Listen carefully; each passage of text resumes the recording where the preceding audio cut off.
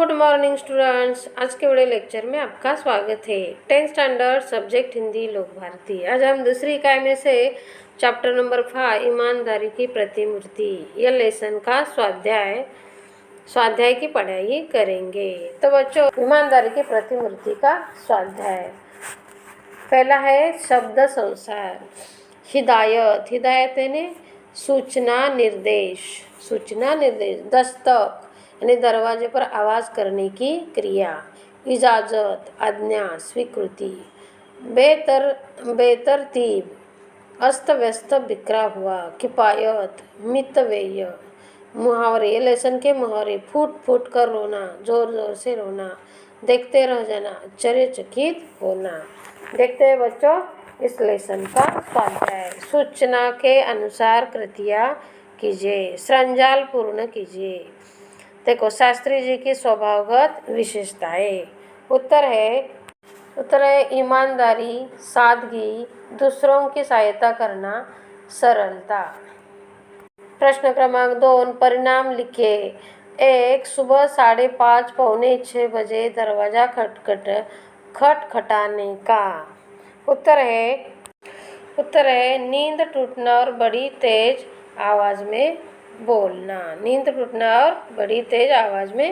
बोलना। 2 60 पैसे प्रति किलोमीटर के हिसाब से पैसे जमा करवाने का। उत्तर है पिता की यह बात सुनकर दोनों भाई वहां रुक नहीं सके। कमरे में जाकर देर तक फूट फूट कर रोते रहे। प्रश्न क्रमांक 3 पाठ में प्रयुक्त गहनों के नाम। उत्तर है चढ़ावे के 5 ग्राम के सोने के गहने। 2 टीका। 3 नथुनी। 4 बिछिया। प्रश्न क्रमांक 4 वर्ण पहेली से विलोम शब्दों की जोड़ियां ढूंढकर लिखिए। विलोम शब्दों की जोड़ियां देखते हैं। वर्ण दु अ ग प सु बु स रा रु ख डैश ला प्र भ यो न। देखो, विलोम शब्दों की जोड़ियां लिखते। सुख दुख, बुरा भला, प्रसन्न अप्रसन्न, सदुपयोग दुरुपयोग। देखो आगे क्या है। प्रश्न क्रमांक 5 पर जो असल गहना है वह तो है, इस वाक्य से अभिप्रेत भाव लिखिए। उत्तर है स्त्री के सोने चांदी हीरे मोती के गहने उसके शरीर के बाह्य श्रृंगारी गहने होते हैं। ये गहने स्थायी नहीं होते। स्त्री का असली गहना है उसका पति होता है, जो जीवन भर उसका साथ निभाता है। आगे देखो, आगे क्या है। प्रश्न क्रमांक 6 कुर्ते के प्रसंग से शास्त्री जी के इन गुणों स्वभाव का पता चलता है। उत्तर है किफायत से रहना। 2 खादी के कपड़ों से लगाव। प्रश्न क्रमांक 7 पाठ में प्रयुक्त परिमाणों की सूची तैयार कीजिए। उत्तर है ग्राम, किलोमीटर, पैसे, 5:30 पौने 6। 2 पल, मिनट, बजे, सप्ताह, महीना। प्रश्न क्रमांक 8 पर शब्द के 2 अर्थ लिखकर उनका स्वतंत्र वाक्य में प्रयोग कीजिए। उत्तर है पर अर्थ पक्षी का पंख डैना। वाक्य गिद्ध के पर बहुत बड़े और भारी होते हैं। 2 पर अर्थ लेकिन परंतु। वाक्य सरकार ने किसानों के कर्ज माफ करने की घोषणा कर दी पर उस पर कोई कार्रवाई नहीं हुई। देखो आगे का क्वेश्चन कौन सा है। अभिव्यक्ति सादा जीवन उच्च विचार विषय पर अपने विचार लिखिए। उत्तर है संसार में 2 प्रकार के मनुष्य होते हैं। एक वे जो भौतिक सुखों को ही अपने जीवन का उद्देश्य मानते हैं, इनके लिए किसी भी तरह धन दौलत तथा सुख सुविधा की वस्तुएं प्राप्त करना अनुचित नहीं होता। दूसरे प्रकार के मनुष्य हर स्थिति में अपने आप को संतुष्ट रखते हैं। ये अपने सीमित साधनों से अपना और अपने परिवार का निर्वाह करते हैं और प्रसन्न रहते हैं। इनका रहन सहन साधारण ढंग का होता है। विलासितापूर्ण वस्तुएं इन्हें प्रभावित नहीं कर पाती। वे केवल जीवन आवश्यक वस्तुओं से अपना गुजारा कर लेते हैं।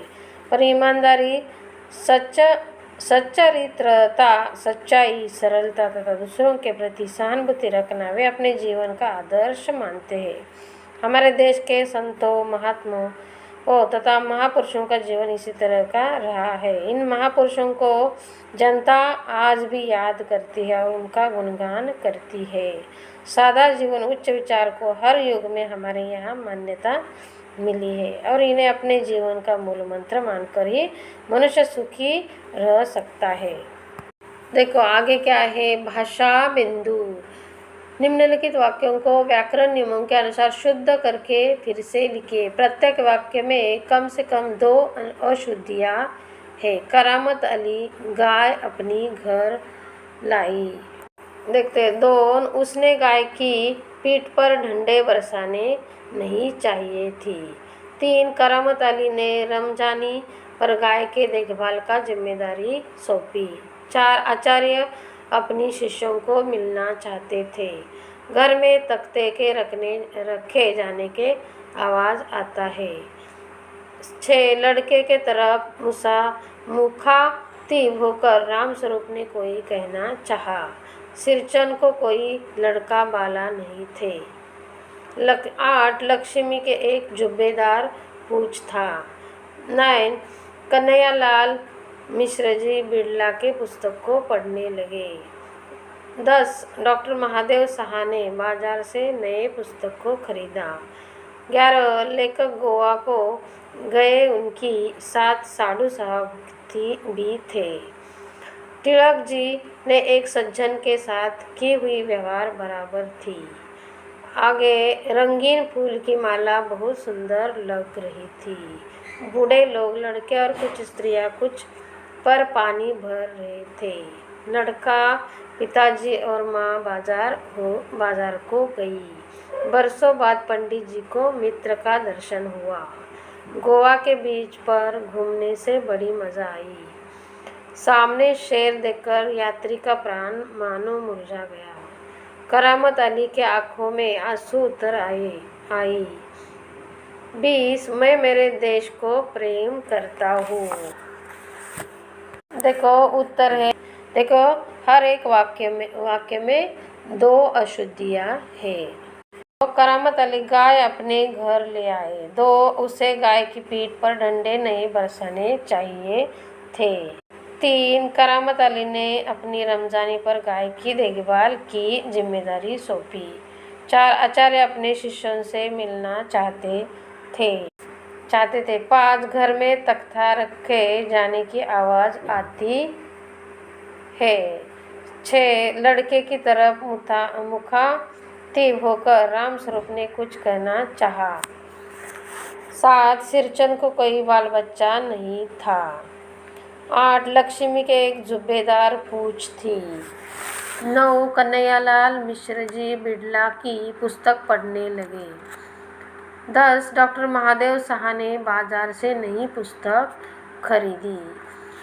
11, लेखक गोवा गए और उनके साथ उनके साधु साहब भी थे। 12, तिलक जी द्वारा एक सज्जन के साथ किया हुआ व्यवहार सही था। 13, रंगीन फूलों की माला बहुत सुंदर लग रही थी। देखो आगे, बूढ़े लड़के और कुछ स्त्रियां कुछ कुएं से पानी भर रहे थे। लड़का, पिताजी और माँ बाजार गए। बरसों बाद पंडित जी को मित्र के दर्शन हुए। गोवा के बीच पर घूमने में बड़ा मजा आया। सामने शेर देखकर यात्री के प्राण मानो मुरझा गए। करामत अली की आंखों में आंसू उतर आए। 20, मैं अपने देश को प्यार करता हूँ।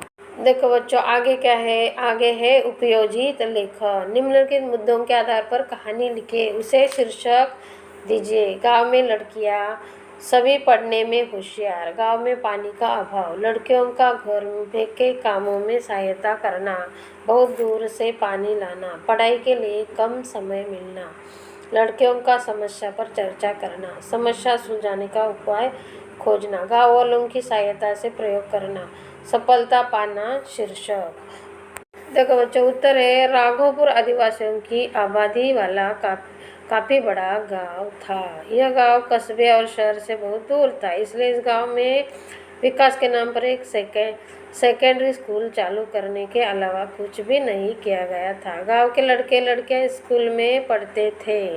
राघोपुर में पीने के पानी का भारी संकट था, इसलिए लोगों को 1 किलोमीटर दूर किशनपुर से पानी लाना पड़ता था। किशनपुर के सरपंच ने गाँव वालों के सहयोग से एक बड़े कुएं का निर्माण करवाया था। उस कुएं में बहुत पानी था। उस कुएं से दूर दूर के गाँवों के लोग पीने का पानी ले जाते थे। राघोपुर की लड़कियां घर के कामकाज में तो मदद करती ही थी। किशनपुर से पीने का पानी लाने का काम भी उन्हीं के जिम्मेदारी होता था, इसलिए लड़कियों की पढ़ाई में इससे बाधा पहुंचती थी। एक दिन किशन का सरपंच अपने गांव के कुएं की सफाई करवा रहा था, इसलिए राघोपुर की लड़कियां को कुएं से पानी लेने में काफ़ी देर हो गई, इसलिए लड़कियां उस दिन स्कूल नहीं जा सकी। सरपंच को इससे बहुत दुख हुआ।